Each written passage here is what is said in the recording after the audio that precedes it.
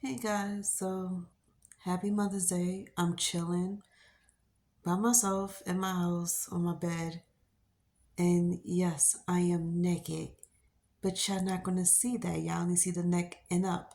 So please don't come in the comments complaining about me not having a shirt on. I'm in the comfort of my own home by myself. And as far as I'm concerned, I don't ever show my body to anybody on social media or on here. So you don't gotta worry about me flashing y'all. But anyway, I digress. What I wanted to talk to you about was two things. One, the internet has a funny way of making people cry, and they have a funny way of making people open up to the world. Meaning, so far, I saw a few people's on social media and two people's on YouTube that completely opened up and cried and let go their past trauma and feelings on here as a way to get through it and move on.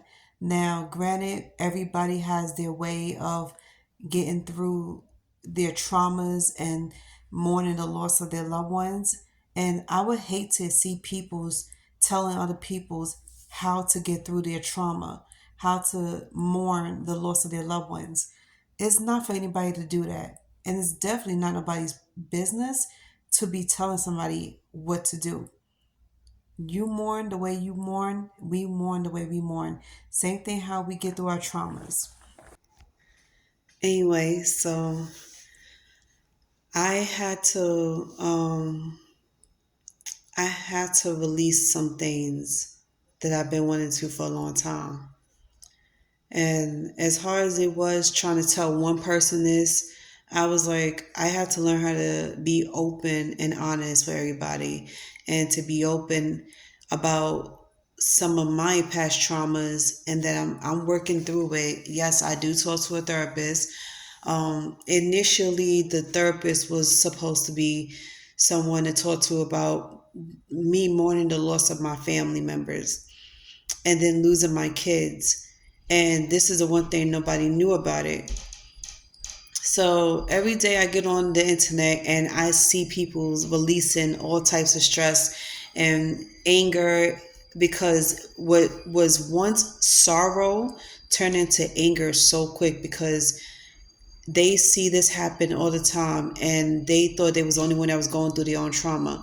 And I felt the same way. I was like, I don't know how many people who kept losing family members back to back to back because of deaths, and then losing your children, and then basically losing your mind because you can't talk to nobody. You're keeping it to yourself, and there's no one you can trust to talk to without them having to talk about you to the next person and going back telling the world what you told them.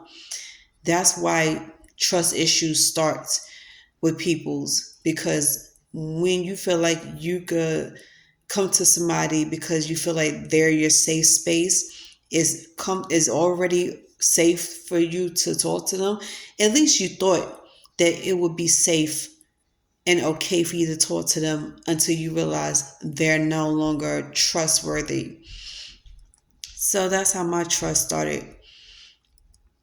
And I didn't want to keep this in anymore. It's like I'm learning how to talk more and learning how to open up more because I'm tired of hiding this. I'm tired of pretending every day, smiling through the pain every day as if nothing is going on with me. And I am a human being and I can't keep anything in for any longer because I kept it in for 14 years. And people don't realize when you hold a lot of hurt and what you wanted to say to people so bad for so long, it just comes right out. And the next person you talk to, they'll be the ones that's getting all of that trauma laid out on them, all the hurt and the pain, because you didn't talk to the previous peoples or the person that really brought you to that moment. I can't talk to the person that brought me to that moment of hurt and pain because that person is no longer here on this earth. And just like my other past pain, I dated this guy that was younger than me. And he's no longer here on this earth either. He was deleted from this earth due to a lot of back and forth drama, and you know how it is when you try to live that life in the streets, being a part of a gang. So, of course, it will eventually catch up to you. And the one thing I wanted to say to him that really hurt me so bad was, how can you not be honest with me about what type of life you was living? Why do I have to hear it on the news that you was a part of a gang, that you was in retaliation with two peoples, and why didn't you tell me you was going through something? Because he was going through his own trauma as well, and his father was one of the reasons why. So all of that kind of struck a nerve, and I was like, damn, you left me on this earth without any answers, and I'm like, what am I supposed to do about it? So I was talking to my therapist about that back in 2016, 2017. I think one of those years I was talking to her about it because she wanted to know what was the one thing that I wanted to talk about that really hurt me the most, because when we first started talking, I didn't want to talk, like really open up. So I gave her little snippets here and there about my life. It took me almost a year, maybe a year and a half, I like to say up to 2 years, to finally open up to her and to let her know what was going on with me. And then I finally got comfortable with her back in 2018 to tell her about my family and tell her about the death of my grandmother, because my grandmother raised me. She was the only one that I ever knew. She was my parent. I looked at her as a mom. And my aunt also helped raise me. So I kind of got, the best of both worlds, as far as knowing how to live life, knowing what to do. And then they both kept me in school. So they both kept me on the straight and narrow. And it wasn't until I was 19 years old till I started really, understanding a lot of things. And I understood what my grandmother was telling me when she said that it'll be a time when you're just going to have to let things go. I've been through enough trauma in my past from not having my own parents in my life. But what's worse was facing the world for the first time and actually come in contact with the opposite sex. It was a lot for me, and I needed some advice. And I got some advice for some people. It's not just my own family, but people around here, people around the block, people I was hanging with. They was giving me some insight on how to handle people's, learning how to have a thick skin, and don't let people tell you no. Don't let people reject you and make you feel low at the end of it. And they was like, even if you do feel rejected, don't let them see you sweat, because at the end of the day, you're good enough, you are more than enough, and you deserve the best. And even if it's just friendships, you know that God is going to protect you no matter what. So if God was to keep certain people out your life or make people turn you down, it's because it's for your greatest good. That means they're not meant for you. And I'm starting to believe that now. Why it took me over 10, 15 years to learn that now, I don't know. But it was so hard for me to let people go at the time, because I feel like if I lose you, who else I'm going to come to talk to, or who else I'm going to have fun with, who else I'm going to hang out with. And then when I turned 25, I started learning how to let go. And it wasn't until my ex and I had a conversation that struck a chord in me when it comes to letting go, because he told me he had to let a lot of people go. So long story short, a couple of years later, and I let so many people go.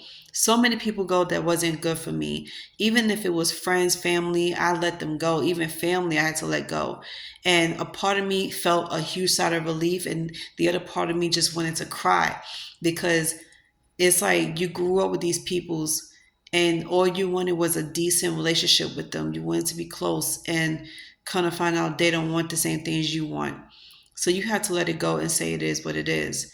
And then one guy I spoke to on TikTok, he was like 46 years old. He lived in Maryland.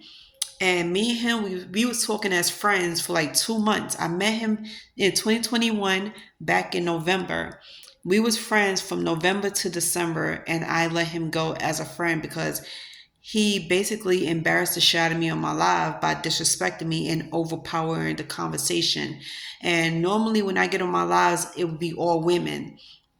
The first time we had a conversation with a man was him, and it was horrible. It was disastrous. So I had to let him go. So I started to study myself, and this is one thing y'all not going to hear from a lot of people's who studies themselves. I do. I focus on my life. I focus on everything that I've been through, and I started to notice that the internet has a way of making people's lives a little bit dramatic and complicated.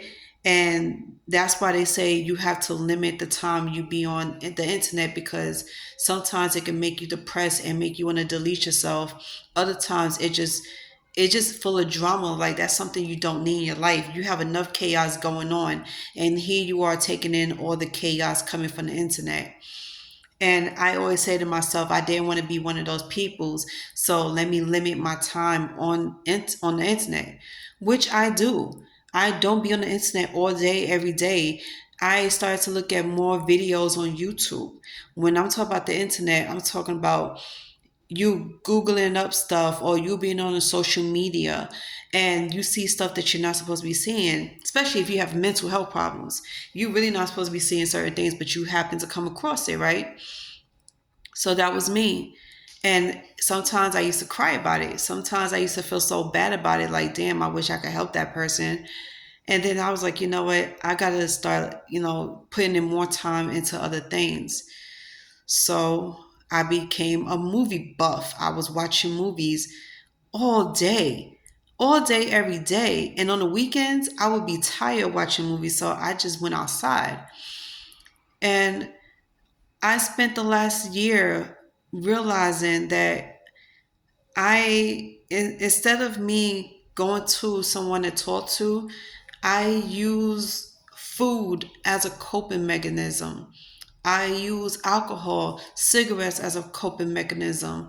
And instead of me always going outside, smell the air, get some air, let it refresh my head and everything, I stayed inside. I didn't want to face the world. I didn't want to face nobody. I didn't want to hear from nobody. The one person I wanted to hear from was my family, because I thought deep down inside they could make me feel better. But I was wrong. And I started talking to my aunt about it, because I never was open to my aunt about anything, because I didn't know how she would take it. But since I started talking to her, she starts receiving it well, and she starts giving me some good ideas of what to do to keep my mind busy, or she would invite me to her house. Bottom line, my aunt gave me another reason to want to live. And she's been nothing but patient and positive to me. And that's one thing I do love about her, because she is actually taking the time out to talk to me and to spend time with me. She is putting in the actions on showing me that it's worth being on this earth. Like, my life means something, and she makes me feel like I am worth her time. Like, two of my friends, they show me that I'm worth their time and patience and energy, and I truly appreciate that. And that's why I never count them out. Why y'all think I talk about my aunt so much? Because from the time I was a baby to now, my aunt has been in my life. She's been a safety net for me. She has opened her heart to me, to let me in and to talk to me. And she trusts me enough to, say whatever, or to be in her life and be a part of her life where not many people get to be at. So I started to learn how to trust some people's. And when I found the two women that I started talking to, I was like, you know what? I could see them being friends long term. This ain't no short term. Because everybody I ever became associates with or friends with, they only lasted for up to a year. No more than a year. Some of them didn't even last no more than 3 to 4 months. And it's like, when you found your tribe is when you, on your worst day, come to them and they receive you in a loving way. They take the time out to hear you out. They don't judge you. They don't beat you in the head, blaming you for what you're going through. They give you the best pep talk, advice, and let you know that you're still loved, that you're still respected, and you're being looked at as a human being. And the fact that they see that and say that, that means a lot to me. So I truly love my two friends that I have, and I adore them. I appreciate them. Same thing with my aunt. I love and appreciate my aunt, and I love and appreciate the fact that she is taking the time out to try to understand me more and try to better talk to me about my issues, because my aunt did not know I was going through this. She really didn't know that I was even going through depression, let alone. Actually, yes, she did, because she visited me in the hospital once, but she didn't know it was this bad. And she didn't know why I was so depressed. So I finally opened up to her. And she took it well, surprisingly. She didn't judge. She wasn't negative. At first, she was so shocked that she couldn't say nothing. Then I understand that some people's don't know how to answer to your depression or to what you just tell them. Mind you, you're laying a heavy low on them, so how you expect for them to answer, right? So I gave her some time to understand everything. And whatever question she had, I was comfortable to answer. And this is why I trust her so much. This is why I keep her close to me.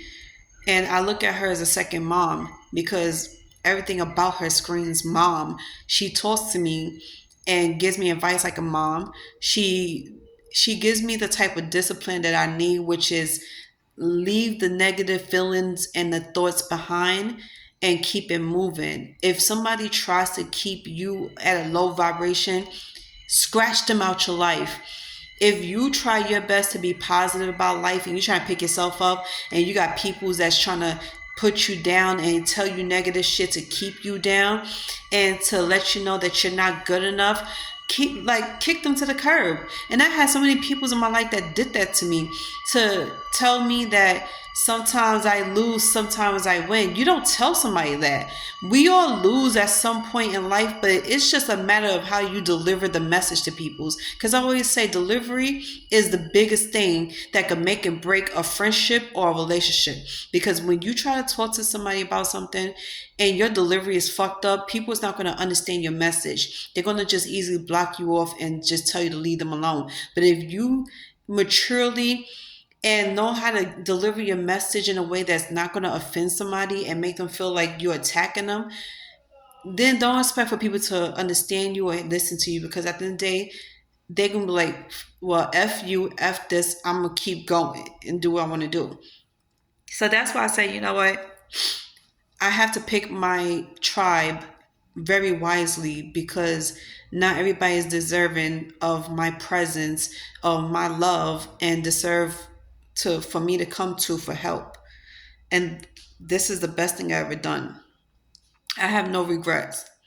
So no, I don't have any regrets about who I spoke to in the past. I don't have no regrets about who I was friends with, who I dated. I have no regrets of anything, and I would never do it again. But I would never have no regrets, because it teaches me a lot of lessons, and I don't want to make a lot of things as a copinism anymore. So why y'all think I was so like going crazy over food and how to eat right and how to have a better relationship with food?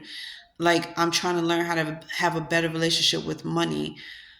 So I spoke to another woman on TikTok about that, and what she said struck a chord in me, but is giving me the lesson that I need to learn. So I hope y'all like this. And please, if you do see this, comment below if you've been through the same thing. What's your best advice you can give me? And I will see y'all tomorrow, because tomorrow is going to be a hectic Monday. And not only that I have so many phone calls to make, but I got to figure out where my next move is going to be, because your girl is house hunting again. We're going uptown to look for a new apartment. And I finally got somebody to listen to me and to give me a chance as far as putting me in the right direction goes, because I've been doing apartment hunting for 2 years and I had no luck. And I wanted to move to Brooklyn because that was one of my favorite boroughs, but Brooklyn's not looking so good to me right about now because the price just went through the roof. So I will see y'all tomorrow night and I will catch y'all up on everything, including the food.